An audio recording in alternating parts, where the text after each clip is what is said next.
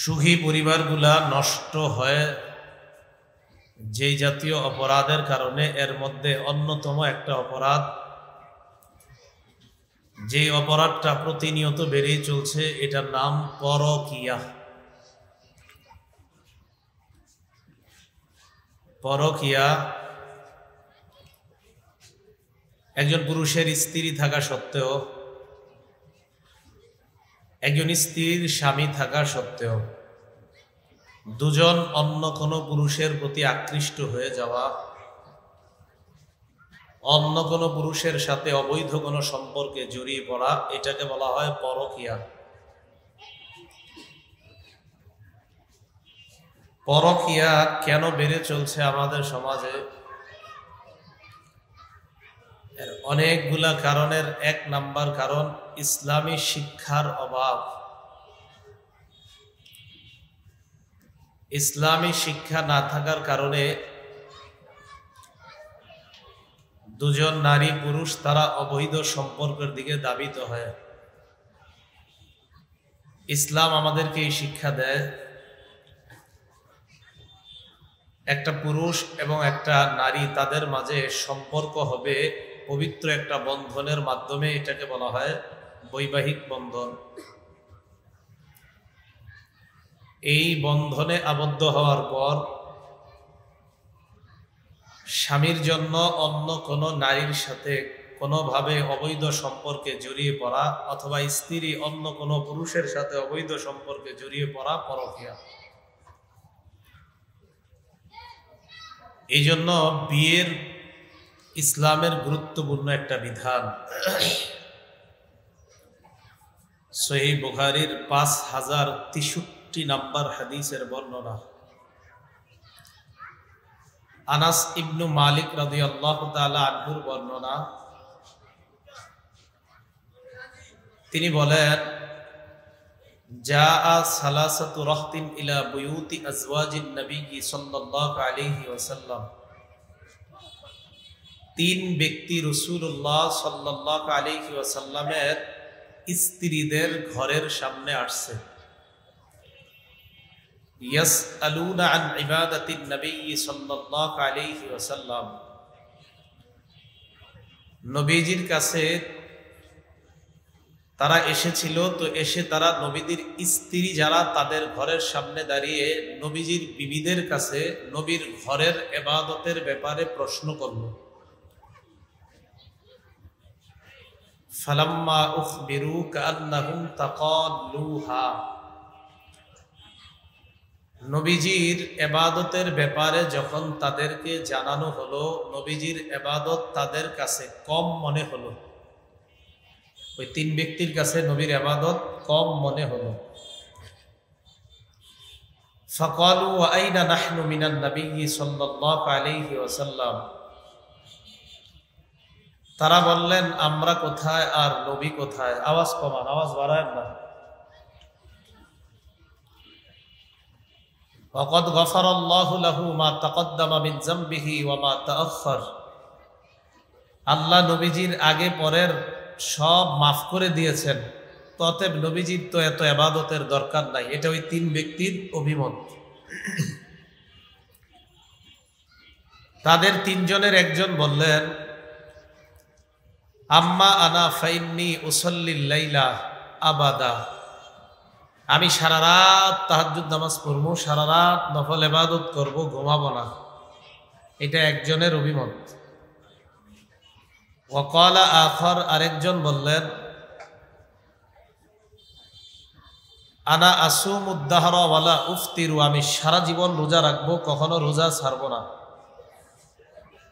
ফরজ রোজা তো রাখবই, ফরজের বাহিরে যত দিন আছে প্রতিদিন রোজা রাখবো।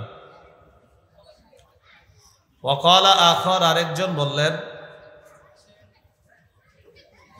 আনা আ'তাজিলুন নিসা ফালা আতাজাওয়াজু আবাদা। আমি নারীদের থেকে সব সময় দূরে থাকবো, কখনো বিয়ে করব না। ফাজাআ রাসূলুল্লাহ সাল্লাল্লাহু আলাইহি ওয়াসাল্লাম ইলাইহিম। রাসূলুল্লাহ সাল্লাল্লাহু আলাইহি সাল্লাম তাদের কাছে আসলেন। আসার পর তাদেরকে বললেন, আনতুমুল্লাযীনা কুলতুম কাযা ওয়া কাযা, তোমরাই কি তারা যারা এই এই কথা বলেছ? তো তারা জবাব দিলেন, জি আমরাই তারা। নবীজি বললেন, শোনো, ওয়াল্লাহি ইন্নী লাআখশাকুম লিল্লাহ ওয়া আতকাকুম লাহ, আল্লাহর কসম, পৃথিবীতে যত মানুষ আছে সবার চেয়ে আমি সবচেয়ে বেশি আল্লাহকে ভয় করি। আমি আল্লাহকে ভয় করার সত্ত্বেও উসল্লি ওয়া আরকুদু, আমি নামাজ পড়ি আবার আমি ঘুমাই, ওয়া আসুমু, আমি রোজা রাখি, ওয়া উফতিরু, আবার মাঝে মাঝে রোজা ছেড়ে দেই, সোমবারে রাখি, বৃহস্পতিবারে রাখি, মাসে 3টা রাখি, প্রতিদিন রাখি এমন না। আমি আল্লাহকে সবচেয়ে বেশি ভয় পাওয়া সত্ত্বেও আনা আতাজাওয়াজুন নিসা, আমি নারীদেরকে বিয়ে করি। ফামান রগিবা আন সুন্নতি ফালাইসা মিন্নি, আমার সুন্নতকে যে অবজ্ঞা করবে সে আমার উম্মতের অন্তর্ভুক্ত নয়। বিয়ের মাধ্যমে একটা পরিবারের সূচনা হয়, বিয়ে পবিত্র একটা বন্ধন। বিয়ে রাসূল সাল্লাল্লাহু আলাইহি সাল্লামের সুন্নত।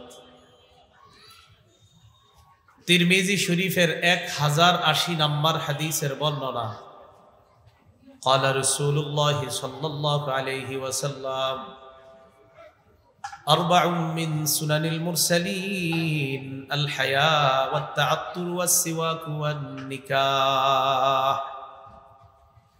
রাসূলুল্লাহ সাল্লাল্লাহু আলাইহি সাল্লাম বলেন, সব রাসূলদের সুন্নত 4টা। 1 নাম্বার লজ্জা, 2 নাম্বার সুগন্ধি ব্যবহার করা, 3 নাম্বার মেসওয়াক করা, 4 নাম্বার বিয়ে করা। সব রাসূলদের সুন্নত 4টা: লজ্জা, সুগন্ধি ব্যবহার করা, মেসওয়াক করা, বিয়ে করা। সহিহ বুখারীর বর্ণনা 5066 নম্বর হাদিসের বর্ণনা। عن عبد الله بن مسعود رضي الله تعالى عنه قال كنا مع النبي صلى الله عليه وسلم شبابا لا نجد شيئا। আব্দুল্লাহ ইবনে মাসউদ রাদিয়াল্লাহু তাআলা আনহুর বর্ণনা,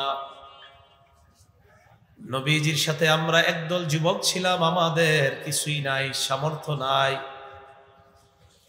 فقال لنا رسول الله صلى الله عليه وسلم, নবী আমাদেরকে বললেন, ইয়া মা'শারাশ শাবাব মান ইসতাতা'আল বা'a ফালইতাযাওয়াজ, হে যুব সম্প্রদায়, তোমাদের মধ্যে যাদের ভরণ পোষণের সামর্থ্য আছে, যারা বিয়ে করার সামর্থ্য রাখো, ফালইতাযাওয়াজ, সে যেন বিয়ে করে নেয়।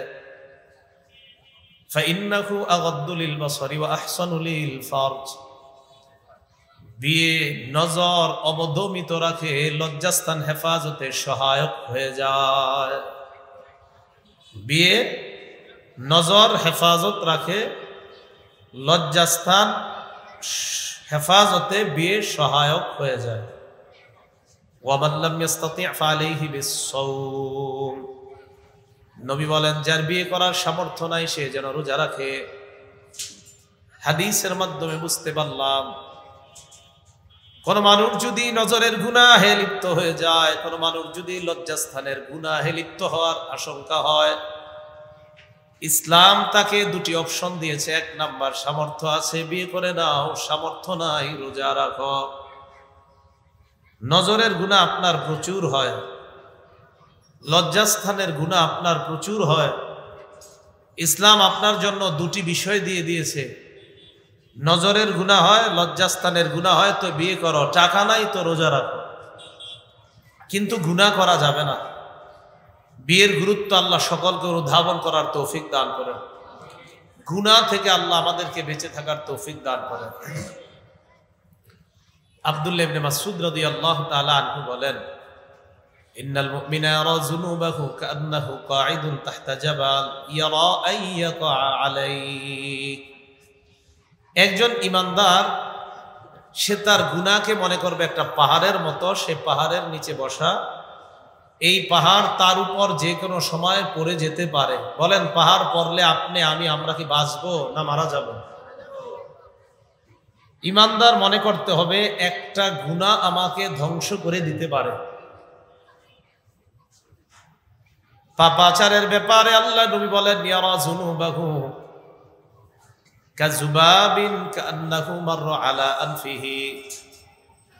নবীজি বলেন, পাপাচার বান্দা গুনাহকে মনে করে কাযুবাব, মাছির মতো, মাররা আলা আনফিহি, যেই মাছি নাকের ডগার সামনে দিয়ে চলে যায়। পাপাচার পাপিষ্ট যারা, তারা গুনাহকে কোনো ব্যাপার মনে করে না। গুনাহ হলে কি না হলে কি তারা কোনো ব্যাপার মনে করে না। আর যারা ইমানদার, তারা একটা গুনাহকে মনে করে পাহাড়ের মতো, যে পাহাড় তার উপর পড়ে যেতে পারে, ওই পাহাড় ধসে লোকটা মারা যেতে পারে। বলেন তো, আজকে থেকে আমরা গুনাহ কিসের মতো মনে করব? পাহাড়ের। সব সময় মনে করবেন একটা গুনাহ আমাকে ধ্বংস করে দিতে পারে। এই গুনাহ পাহাড়ের মতো, এই পাহাড় আমার উপর পড়বে, আমি ধ্বংস হয়ে যাব। আল্লাহ আমাদের সকলকে গুনাহ থেকে হেফাজত করেন। তাহলে বলেন তো, যার নজরের গুনাহ হয়, যার লজ্জাস্থানের গুনাহ হয়, তার জন্য সমাধান কি করা? বিয়ের সামর্থ্য না থাকলে রোজা রাখা। সহিহ বুখারীর 5069 নম্বর হাদিসের বর্ণনা। عن سعيد بن جبير رحمه الله قال لي ابن عباس رضي الله تعالى عنهما هل تزوجت؟ সাঈদ ইবনে জুবাইর বলেন, আব্দুল্লাহ ইবনে আব্বাস রাদিয়াল্লাহু তাআলা আনহুমা আমাকে বলেছেন, হাল তাজাওয়াজতা, তুমি কি বিয়ে করেছো? সাঈদ ইবনে জুবাইর জবাব দিলাম, আমি বিয়ে করি নাই। আব্দুল্লাহ ইবনে আব্বাস বললেন, তাজাওয়াজ, তাড়াতাড়ি বিয়ে করে নাও, ফা ইন্না খায়রা হাদিহিল উম্মাহ আকসারুহা নিসা। এই উম্মতের সবচাইতে শ্রেষ্ঠ মানুষ যিনি, তার অধিক সংখ্যক বিবি ছিল, আর তুমি এখনো বিয়ে করো নাই। এই উম্মতের সবচেয়ে শ্রেষ্ঠ যিনি, তার অধিক সংখ্যক বিবি ছিল, আর তুমি এখনো বিয়ে করলা না, তাড়াতাড়ি বিয়ে করো। তো বলেন তো, যা বিয়ের উপকারিতা, নজর নিচে রাখবে, লজ্জাস্থান হেফাজত করবে। ক্বালা রাসূলুল্লাহ সাল্লাল্লাহু আলাইহি ওয়াসাল্লাম, নবীজি বলেন, ইয়াকুমুদ দুখুলা আলান নিসা, রাস্তাঘাটে আড্ডাবাজি করা থেকে বাঁচো। রাস্তাঘাটে 10-4 জন 5-7 জন যুবক একসাথে হওয়া, মোটরসাইকেল নিয়ে দাঁড়িয়ে থাকা, রাস্তার গলির মধ্যে 5-6 জন দাঁড়িয়ে থাকা, আর সামনে দিয়ে একটা কোনো মেয়ে যাবে, ওই মেয়েটাকে উত্ত্যক্ত করার জন্য দাঁড়িয়ে থাকা, এই জাতীয় আড্ডাবাজি করা থেকে আল্লাহ নবী নিষেধ করলেন। সাহাবারা বললেন, মালানা বুদ্দুন ইন্নামা হিয়া মাজালিসুনা নাতাহাদ্দাসু ফিহা ইয়া রাসূলুল্লাহ। ইয়া রাসূলুল্লাহ, রাস্তাঘাটে আমরা ধর্মীয় আলোচনা করার জন্য বসি, ধর্মীয় আলোচনার জন্য রাস্তাঘাটে বসতেই হয়। নবীজি বললেন, ফাইন আবাইতুম ইল্লাল মাজালিসা, রাস্তাঘাটে যদি বসতেই হয়, ফাআতুত তরিকা হাক্কা, রাস্তার হক আদায় করবা। সাহাবারা বললেন, ওয়ামা হাক্কুত তরিকি ইয়া রাসূলুল্লাহ, রাস্তার হক আবার কি জিনিস? নবী বললেন, রাস্তার হক হলো 5টা। বলেন, রাস্তার হক কয়টা? 1 নম্বর গদ্দুল বসর, নজর নিচে রাখা। বলেন তো, রাস্তার 1 নম্বর হক নজর কোথায় রাখা? তো 4-5 জন যদি রাস্তায় দাঁড়ায় গল্প করেন, নজর নিচে থাকতে হবে। 2 নম্বর ওয়াকাফুল আযা, কষ্টদায়ক বস্তু সরায়া দেওয়া।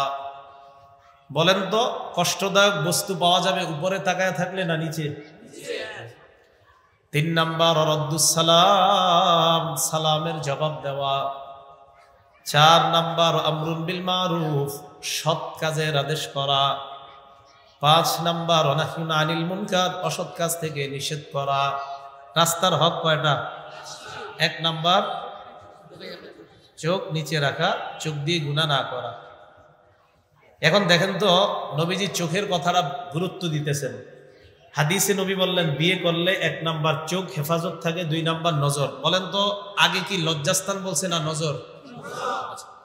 কোরআনে আল্লাহ বলেন, কুল্লিল মুমিনিনা ইয়াগুদ্দু মিন আবসারিহিম ওয়া ইয়াহফাজু ফুরুজাহুম, নবী আপনি ইমানদার পুরুষদেরকে বলেন তারা যেন নজর নিচে রাখে, লজ্জাস্থান হেফাজত করে। বলেন তো, আল্লাহ কোরআনে আগে কিসের কথা বলছে? লজ্জাস্থানের গুনাহ বড় না নজরের গুনাহ বড়? না, লজ্জাস্থানের গুনাহ বড়। আরে গুনাহ বড় কোনটা, লজ্জাস্থানের না নজরের? লজ্জাস্থানে। তো আল্লাহ নজরের গুনার কথা আগে কেন বললেন, লজ্জাস্থানেরটা পরে কেন বললেন? বড় গুনাহ তো লজ্জাস্থানে। হাদিসের মধ্যে আল্লাহ নবীও বললেন আগে নজরের কথা, পরে বললেন লজ্জাস্থান। গবেষণার বিষয় হলো লজ্জাস্থানের গুনাহ তখন হয় যখন নজরের মাধ্যমে গুনার সূচনা হয়। নজরের মাধ্যমে আগে গুনাহের সূচনা হয়, এই সূচনা গিয়ে এক পর্যায়ে লজ্জাস্থান পর্যন্ত নিয়ে যায়, নাউজুবিল্লাহ। তা আল্লাহ বললেন নজর হেফাজত করো, ওইগুলো এমনি হেফাজত হয়ে যাবে। নবীও বললেন নজরের কথা, কেন? যে নজর বাঁচলে লজ্জাস্থান বেঁচে যাবে, এই জন্য লজ্জাস্থান পরে বলছে, নজরকে আগে বলছে। আল্লাহ বুঝার তৌফিক দান করুন। তাহলে বলেন তো ইসলামী শিক্ষা আমাদেরকে কি বলে? একটা নারী পুরুষ দুজনের সম্পর্কের পবিত্র একটা সম্পর্ক স্থাপনের মাধ্যম বিয়ে। বলেন কি? বিয়ে। এই বিয়ের মাধ্যমেই মা বাপ হয়, এই বিয়ের মাধ্যমে পরিবারের সূচনা, দাদা হয়, দাদি হয়, নানা হয়, নানি হয়, বাকি প্রথম বিয়ের মাধ্যমে পরিবারের সূচনাটা হয়। সহিহ বুখারীর 5078 নম্বর হাদিসের বর্ণনা। عن عائشة الصديقة رضي الله تعالى عنها قالت قال رسول الله صلى الله عليه وسلم আম্মা জান আয়েশা সিদ্দিকা রাদিয়াল্লাহু তাআলা আনহার বর্ণনা, নবীজি সাল্লাল্লাহু আলাইহি ওয়াসাল্লাম বলেন, আয়েশা উরিতুকি ফিল মানাম মাররাতাইন, আয়েশা তোমাকে বিয়ের আগে স্বপ্ন যুগে আমাকে দুবার দেখানো হয়েছে।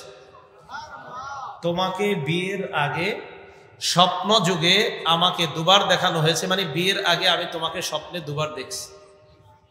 আমি দেখলাম ফাইদা রাজুলুন ইয়াহমিলুকি ফি সারাকাতি হারির, আমি দেখলাম এক ব্যক্তি তোমাকে রেশমের কাপড়ের মধ্যে পেঁচায় নিয়ে যায়। রেশমের কাপড়ের মধ্যে তোমাকে যখন আমার সামনে দিয়ে নিয়ে যায়, ফায়াকুলু হাযিহি ইমরাআতুক, যে লোকটা তোমারে নিয়ে যায় ওই লোকটা আমারে দেখা কয় এই রেশমের কাপড়ের মধ্যে যে এটা আপনার বিবি। কিন্তু দেখা যাচ্ছে না, কি রেশমের কাপড় দিয়ে পুরা পেঁচানো, দেখা যায় না। ফাকশিফুহা, আমি রেশমের কাপড়টা সরাইলাম, সরাইয়া দেখি কাপড়ের মধ্যে ফাইদা হিয়া আনতি, তুমি কাপড়ের মধ্যে। কাপড় সরাইয়া দেখি তুমি সেখানে। ফাকুলু ফাইয়াকুন হাযা মিনাল্লাহ ইউমজিহি, আমি মনে মনে বললাম এই স্বপ্ন যদি আল্লাহর পক্ষ থেকে হয় অচিরেই আল্লাহ এই স্বপ্নের বাস্তবায়ন ঘটায়া দিবেন। তাহলে বিয়ে এই পবিত্র বন্ধন, বলেন তো নবী, একজন নবীর সাথে অন্য আরেকজন নারীর বন্ধন আল্লাহ করে দিয়েছেন কিসের মাধ্যমে? জোরে বলেন, কিসের মাধ্যমে? বিয়ে। বিয়ে, এই বিয়ের মাধ্যমে সম্পর্ক জুড়ে দিয়েছেন নবীদের সাথেও। তাহলে এটা একটা পবিত্র জিনিস। পরকীয়া বাড়ার এক নাম্বার কারণ ইসলামী শিক্ষার অভাব। ইসলামের এই শিক্ষা ঘরে ঘরে পৌঁছাই দিতে হবে যে নারী পুরুষের সম্পর্কের মাধ্যম দিয়ে অন্য ছাড়া যদি অবিবাহিত কেউ সম্পর্ক করে এটার নাম হারাম সম্পর্ক, বিবাহিত কেউ করলে এটার নাম পরকীয়া। আল্লাহ।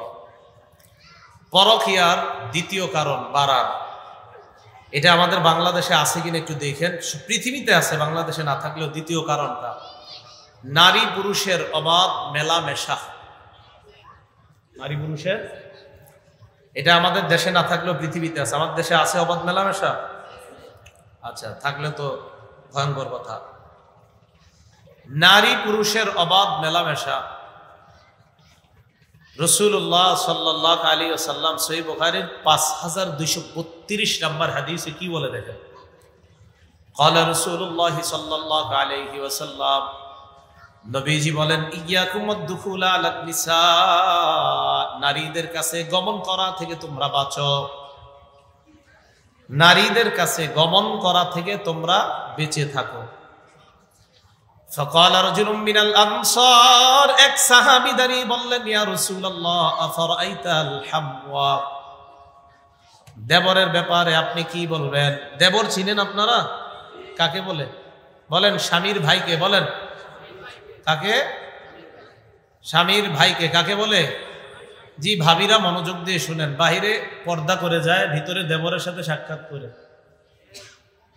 নবীজিকে বললেন ফারাইতাল হাম্মা ইয়া রাসূলুল্লাহ, দেবরের ব্যাপারে আপনি কি বলবেন? নবী বললেন আল হাম্মু আল মাউত, দেবর হলো মৃত্যু। বলেন দেবর মৃত্যু, বলেন কি দেবর? একদম জোরে বলেন দেবর কি? হ্যাঁ, ভাবির জন্য দেবর মৃত্যু। তাহলে দেবরের সাথে ভাবির সাক্ষাৎ জায়েজ না হারাম? হারাম। নারী পুরুষের অবাধ মেলামেশা পরকীয়ার দ্বিতীয় কারণ। قال رسول الله صلى الله عليه وسلم, সহিহ বুখারীর 5233 নম্বর হাদিসের বর্ণনা আছে, নবীজি সাল্লাল্লাহু আলাইহি সাল্লাম বলেন লা ইয়াখলুওয়ান্না রাজুলুন বিইমরাআ, কোন পুরুষ কোন নারীর সাথে একান্তে মিলিত হবে না, ইল্লা মা'যি মাহরামিন, মাহরাম ছাড়া। কি ছাড়া? এখন আপনারা আকলটা একটু শুদ্ধ করে আমাদের বলবেন, মাহরাম ছাড়া কোনো নারী কোনো পুরুষ একান্তে কথা বলা ঠিক না। তাহলে ডাক্তারের চেম্বারে যদি আপনার বিবি যায়, অবশ্যই আপনার বিবির সাথে আপনিও যাবেন। সবাই দিয়ে চুপ হয়ে রইলেন, একা একা পাঠান তো, এই জন্য চুপ আছেন। ডাক্তারের চেম্বারে আপনার বিবি যখন যায়, যাওয়ার পর যদি আপনি এলাও না হন, যে আপনি এলাও না, আপনি এলাও না হলে তো এলাউটা হবে কি? একটা স্ত্রীর জন্য তার স্বামী যদি চেম্বারে এলাও না হয়, হ্যাঁ মহিলা ডাক্তার হলে ভিন্ন কথা, কিন্তু একটা পুরুষ ডাক্তারের কাছে একটা মেয়ে ডাক্তারের চেম্বারে যাবে, সেখানে অবশ্যই স্বামী যাবে। স্বামী যদি এলাও না হয় তো এলাউটা হবে কি? এই গেল দ্বিতীয় কারণ। 3 নাম্বার কারণ পর্দাহীনতা আছে আমাদের দেশে। তিরমিজি শরীফের বর্ণনা 1173 নম্বর হাদিস। ক্বালা রাসূলুল্লাহ সাল্লাল্লাহু আলাইহি ওয়াসাল্লাম, নবীজি বলেন আল মারআতু আওরাতুন, নারী হলো আবৃত বস্তু, নারী ঢেকে রাখার বস্তু, মৃত বস্তু, নারী ঢেকে রাখার জিনিস। বলেন সবাই, নারী কি? জি, এটা হাদিসের অনুবাদ। বলেন আল মারআতু আওরাতুন, এটার অনুবাদটা আপনারা বলেন নারী কি? আমি আরবিটা বলি, নবীর হাদিসটা বলি আল মারআতু আওরাতুন, অর্থ কি? এটা আবৃত বস্তু, এটা ঢেকে রাখতে হয়। ফাইজা খারাজাত ইস্তাশরাফাহা শাইতান, ঢেকে রাখার বস্তুটা যখন খোলামেলা ভাবে রাস্তায় বের হয়, শয়তান তাকে অন্যের সামনে মোহনীয় করে উপস্থাপন করে দেয়, আকর্ষণীয় ভাবে উপস্থাপন করে। ওয়াল মারআতু ইযা ইসতাতরাত, আচ্ছা এই দুটো আসেন আগে, যে নারী ঢেকে রাখার জিনিস যখন বের হয়, শয়তান অন্যের কাছে মোহনীয় রূপে উপস্থাপন করে। এখন বলেন তো, একটা মেয়ে পর্দাহীনতায় চললে তাকে দেখলে কি শুধু অবিবাহিত যারা তাদের মাঝেই শয়তান কুমন্ত্রণা দিবে, না বিবাহিত পুরুষকেও দিতে পারে?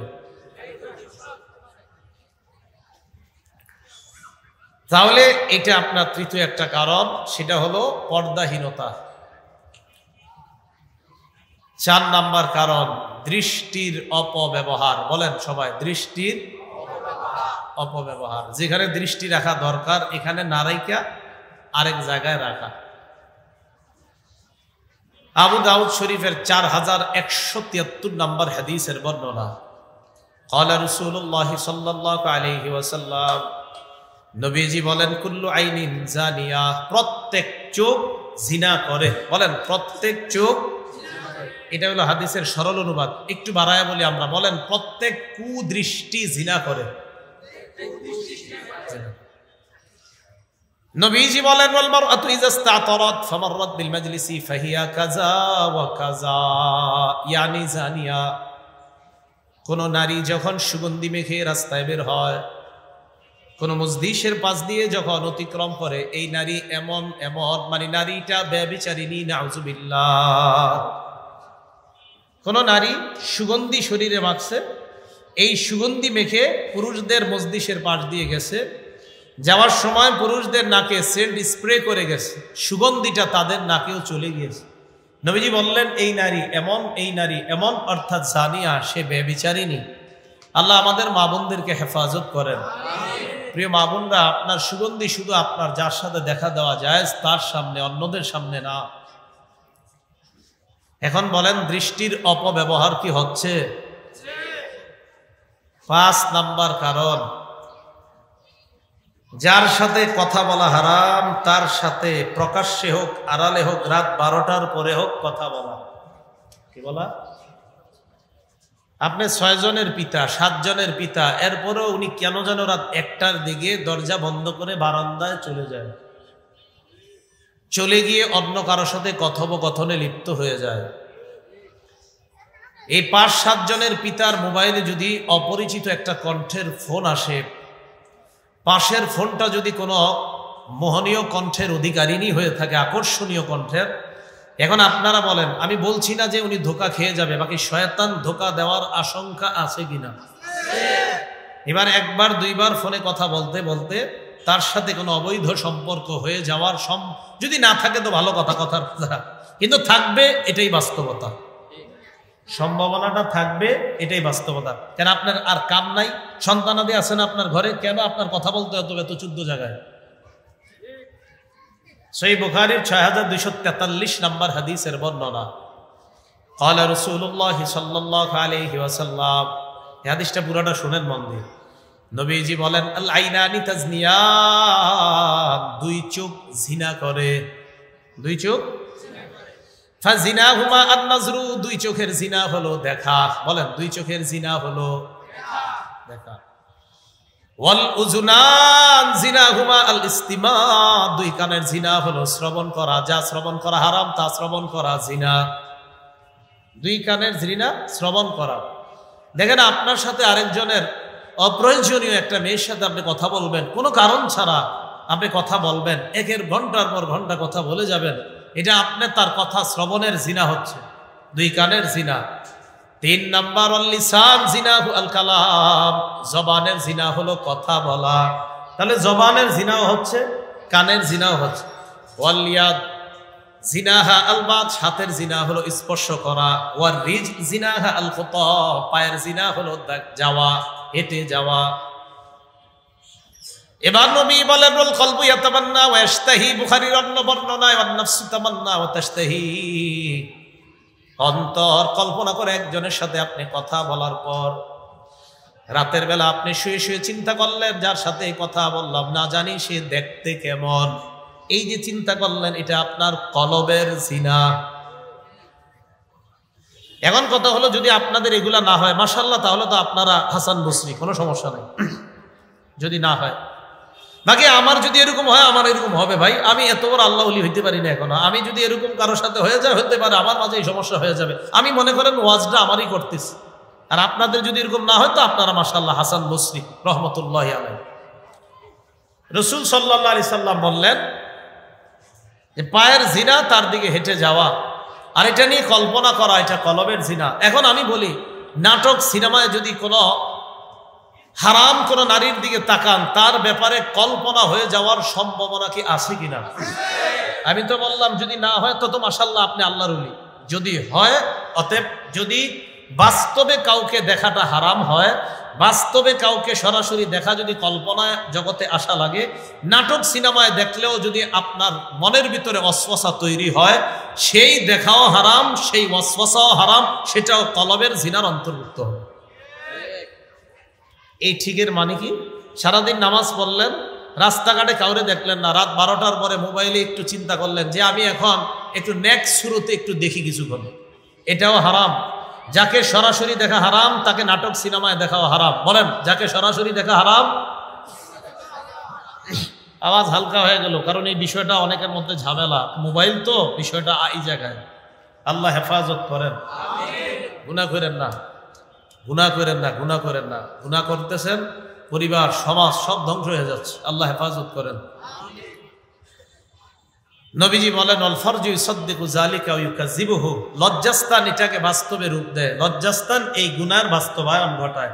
কেউ গুনাহ করে না, সবাই গুনাহ থেকে বেঁচে থাকার তৌফিক দান করেন। তাহলে হলো 5 নাম্বার, কথা বলা পরকীয়ার কারণ। 6 নাম্বার, কোন নারী দূর দূরান্তে একাকী সফর করা। ঢাকা থেকে একটা মেয়ে রাত 10টায় সফর করে রওনা করছে, সেই সুদূর চট্টগ্রাম যাবে, সারা রাত সফর করবে। আমি বলছি না যে এই নারী ভালো না, নাউজুবিল্লাহ, উনি হয়তো ভালো, মাশাআল্লাহ, নামাজি, মুত্তাকিয়া, কিন্তু আরেকজন পুরুষের লোলুপ দৃষ্টি তার উপরে পড়ার সম্ভাবনা আছে না নাই? আমি তো বলছি যদি না পড়ে মাশাআল্লাহ, তা তো ভালো মানুষ সবাই, কিন্তু যদি পড়ে। আর আমাদের নবীজি জানতেন যে পড়বে, তাই নবীজি অগ্রিম আমাদেরকে হাদিস জানিয়ে গিয়েছেন। قال رسول الله صلى الله عليه وسلم, নবীজি বলেন, লা তুসাফিরুল মারআ ইল্লা মা জি মাহরামিন, মাহরাম ছাড়া কোনো নারী সফর করবে না, মাহরাম ছাড়া কোনো নারী সফর করবে না। ওয়ালা ইয়াদখুলু আলাইহা রাজুলুন ইল্লা মাহু মাহরাম, কোনো নারীর কাছে কোনো পুরুষ প্রবেশ করবে না ওই পুরুষের সাথে যতক্ষণ না ওই নারীর মাহরাম না থাকে।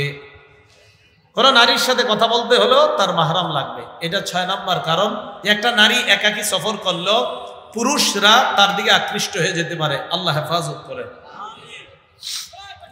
7 নম্বর, চাইবা বসেন আমার সাথে, চাপেন না একটু। আমি বাসে বসলাম, উনি আমার পাশের সিটে এসে বসলো, কিছু মনে করবেন না। উনি আমার পাশের সিটে বসলে স্বেচ্ছায় অনিচ্ছায় আমার শরীরের সাথে তার শরীর রেগে যাওয়ার সম্ভাবনা আছে না নাই? আছে না?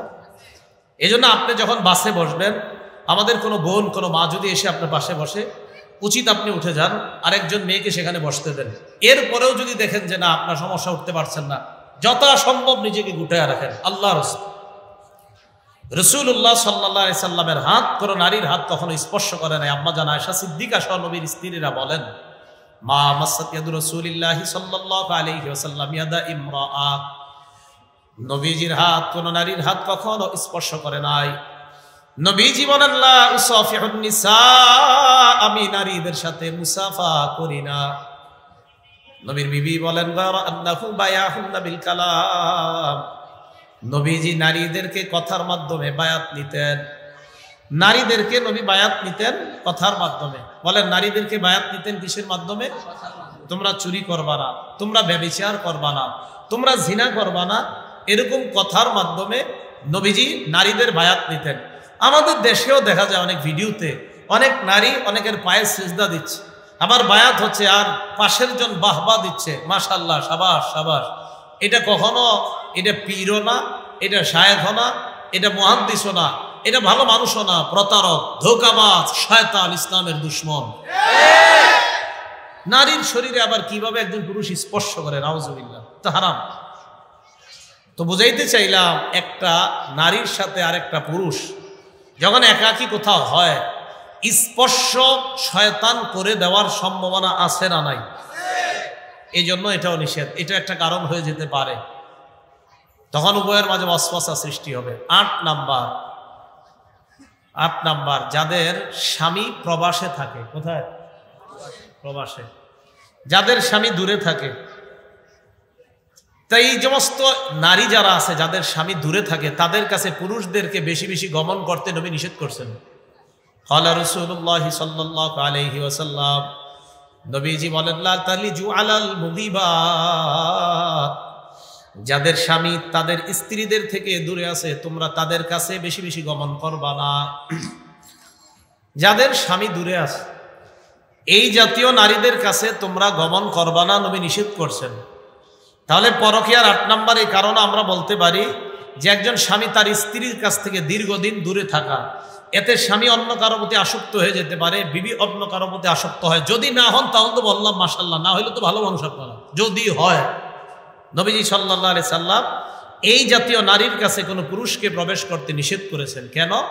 ফাইন্না শাইতানা ইয়াজরি মিন আহাদিকুম মাজরাদ দাম, শয়তান তোমাদের রক্তের শিরা উপশিরায় চলাচল করে। এই কথা বলার পর সাহাবারা বললেন, ওয়ামিনকা, হুজুর আপনার শিরা উপশিরায় শয়তান চলেনি? নবীজি বললেন, ওয়ামিন্নি, আমার শিরা উপশিরায়ও শয়তান চলে। ওয়ালাকিন্নাল্লাহ আ'আনানি ফাআসলাম, আল্লাহ শয়তানের বিরুদ্ধে আমাকে সাহায্য করে, আমি নিরাপদ থেকে যাই। তাহলে রাসূল সাল্লাল্লাহু আলাইহি সাল্লাম এটা আরেকটা কারণ বললেন। তো এই জাতীয় কারণগুলা একটা সুখী পরিবার ধ্বংস করার আরো অনেকগুলা কারণ আছে, এতটুকু জানলাম সুখী পরিবার ধ্বংসের কারণ হয়। তা আল্লাহ আয়াতের মধ্যে সুখী পরিবার নিয়ে আলোচনা করেছেন যে আমার সাথে শিরিক করা যাবে না, দুই নম্বরেই বলেছেন পিতা মাতার আনুগত্য করা। পিতা মাতার মধ্য থেকে সন্তান আসে দুনিয়া আসে। বলছিলাম একটা সুখী পরিবার স্বামী স্ত্রীর মাধ্যমে কায়েম করেন। আপনারা দুইজন হবেন পিতা মাতা, আপনার সন্তানগুলো যেন আদর্শ সন্তান হিসাবে বড় হয়, এই দিকে খেয়াল রাখা। এরপর আয়াতের মধ্যে আল্লাহ আত্মীয়দের হক আদায়ের কথা বলছেন।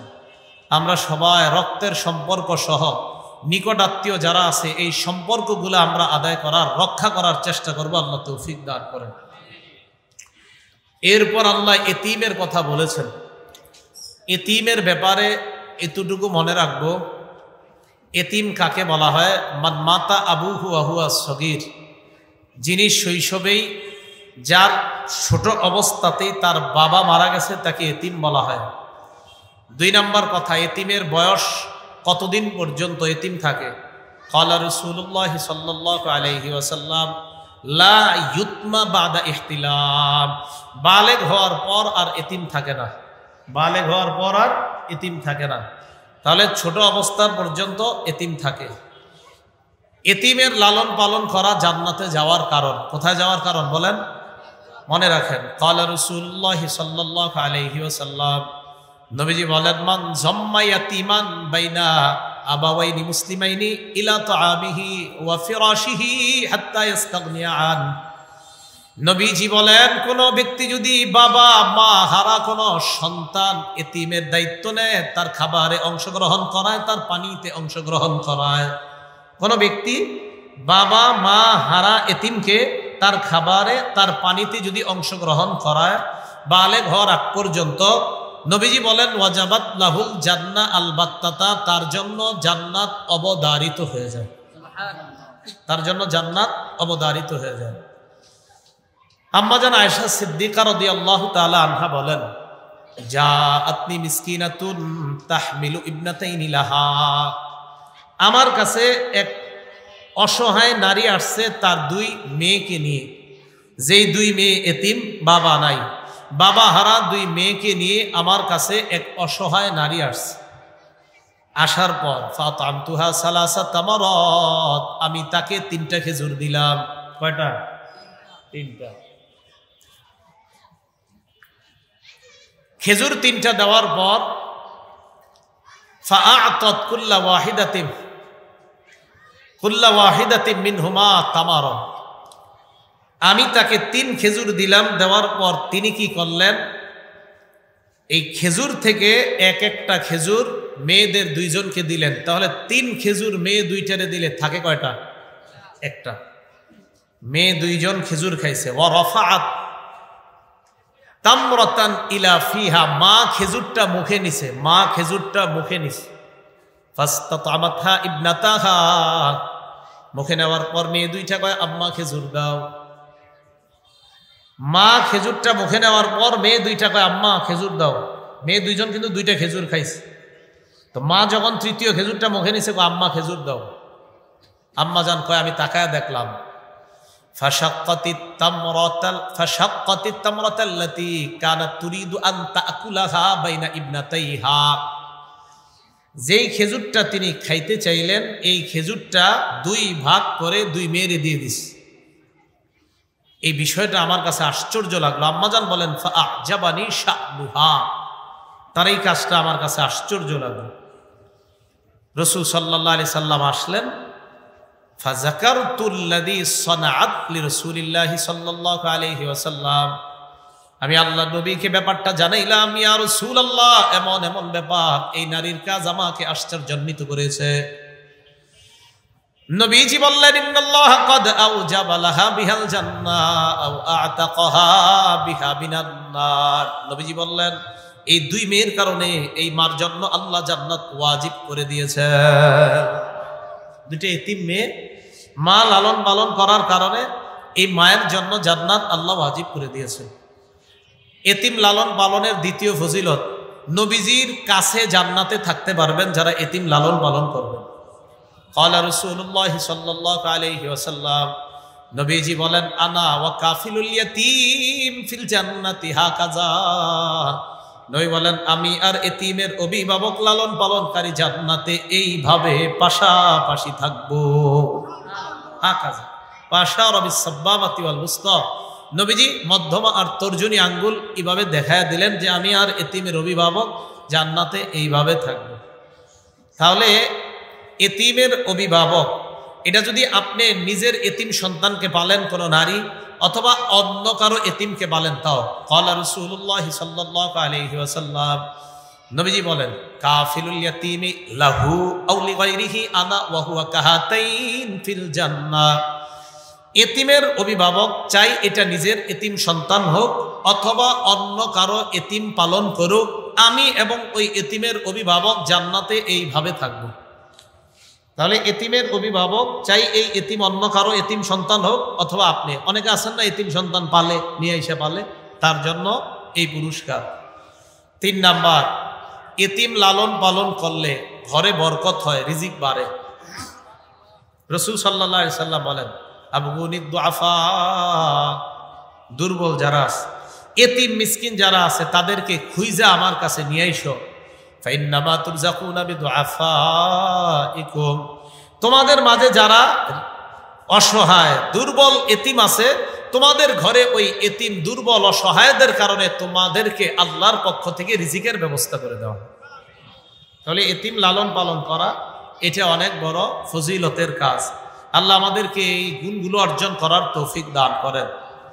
রাসূলুল্লাহ সাল্লাল্লাহু আলাইহি ওয়াসাল্লাম এতিমকে লালন পালনের ব্যাপারে আরেকটা গুরুত্ব দিয়েছেন যে এতিমের সম্পদ এটা লুণ্ঠন না করা। আবু যর গিফারিকে নবীজি বললেন, আবু যর ইন্নী আরাকা দাঈফা, আমি দেখি তুমি দুর্বল। আবু যর গিফারিকে বললেন ফালা তাওয়াল্লায়ান্না মালা ইয়াতীমিন, এতিমের সম্পদ কখনো এদিক সেদিক করবা না, এতিমের সম্পদ সঠিকভাবে লালন পালন করবা। তো নবীজি সাল্লাল্লাহু আলাইহি সাল্লাম বলে দিলেন যে এতিমের সম্পদ এটা সঠিকভাবে সংরক্ষণ করবেন।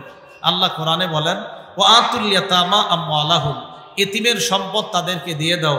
ওয়ালা তাতাবাদ্দালুল খাবিসা বিত-তাইয়্যিব, পবিত্রের সাথে অপবিত্রের সংমিশ্রণ করবা না।